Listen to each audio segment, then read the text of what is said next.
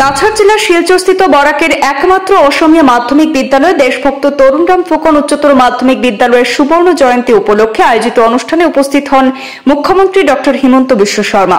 মুখ্যমন্ত্রীকে উষ্ণ সংবর্ধনা প্রদান করেন বিদ্যালয় কর্তৃপক্ষ। মুখ্যমন্ত্রীর সঙ্গে এই অনুষ্ঠানে উপস্থিত ছিলেন মন্ত্রী জয়ন্তমল্ল বড়ুয়া, মন্ত্রী কৌশিক রায়, মন্ত্রী কৃষ্ণেন্দু পাল, সাংসদ পরিমল শুক্লবৈদ্য সহ অন্যান্যরা। আজকের এই অনুষ্ঠানে বক্তব্য রাখতে গিয়ে বরাক উপত্যকার একমাত্র অসমীয়া বিদ্যালয় দেশভক্ত তরুণরাম ফুকন উচ্চতর মাধ্যমিক বিদ্যালয়ের ইতিহাস তুলে ধরে আসামের মুখ্যমন্ত্রী হিমন্ত বিশ্ব শর্মা দীর্ঘ বক্তব্য রাখেন। চলুন ওনার মুখে শুনে নেব বিস্তারিত।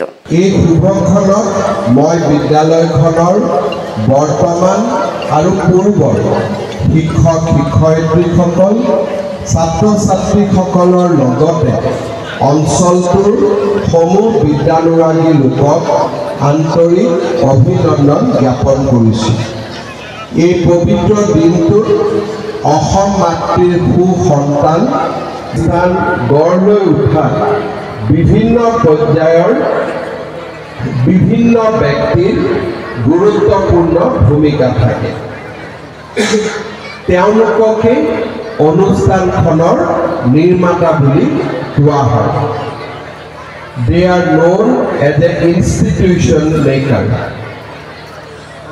আমাৰ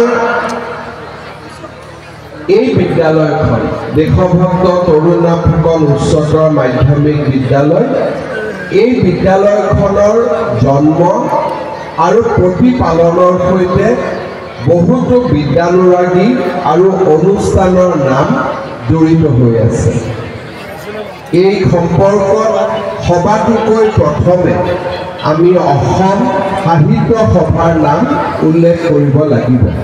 সভাৰ নেতৃত্বত কাছাৰ জিলাত অসমীয়া ভাষা সংস্কৃতিয়ে পূৰ্ণতা লাভ কৰিবলৈ সক্ষম হৈছে। ব্ৰহ্মপুত্ৰ উপত্যকাৰ পৰা কৰ্মসূত্ৰে অহা চৰকাৰী বিষয়া কৰ্মচাৰীসকলৰ সন্তানৰ বিষয়ে বিশেষকৈ লক্ষ্য কৰি 1971 চনত এখন অসমীয়া মাধ্যমৰ উচ্চ মাধ্যমিক বিদ্যালয় গঠনৰ প্ৰচেষ্টা আৰম্ভ হৈছিল। এই ক্ষেত্ৰত চৰকাৰী বিষয়া কৰ্মচাৰীৰ লগতে স্থানীয় বহুত শিক্ষানুৰাগী ব্যক্তিয়ে আগভাগ লৈছিল।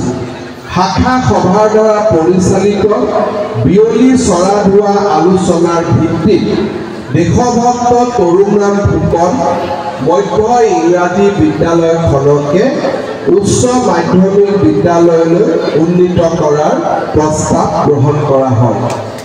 1972 চনত 5 গৰাকী ছাত্ৰ ছাত্ৰীয়ে শিলচৰ শাখা সভাৰ পুৰণি সভাকক্ষতে দেশভক্ত তৰুণৰাম ফুকন উচ্চ মাধ্যমিক বিদ্যালয়ে পাতনি মেলে।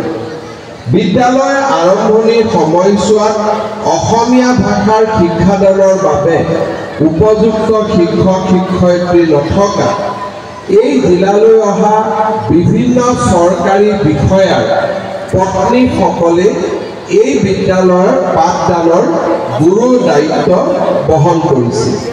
অসম সাহিত্য সভাৰ অধিৱেশন নিমন্ত্ৰণ কৰিব লাগে যাতে আমাৰ দুইটা উপত্যকাৰ ৰাইজৰ মাজত সম্পৰ্ক আমি আৰু নিবিড় কৰিব পাৰোঁ। প্ৰতিযোগিতাৰ পৰিৱৰ্তে দুইটা ভাষাই পৰস্পৰে অসমীয়া উপত্যকাৰ বঙালী ভাষাত চলি থকা শিক্ষানুষ্ঠানবিলাকতো ছাত্ৰ ছাত্ৰীৰ অভাৱ হৈছে।